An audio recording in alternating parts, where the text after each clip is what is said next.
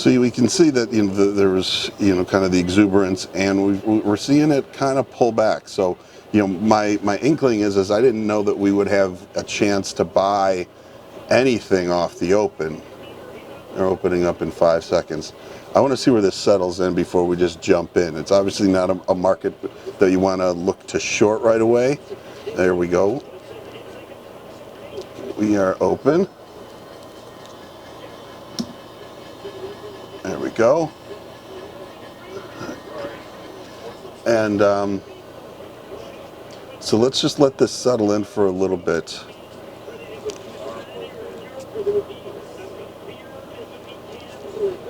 SPX is up, we're up 1%.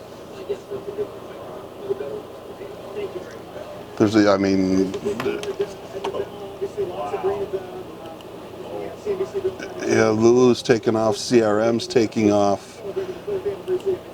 Let's see if we can. Wow, CRM. SPY. Let's take a look at the Qs.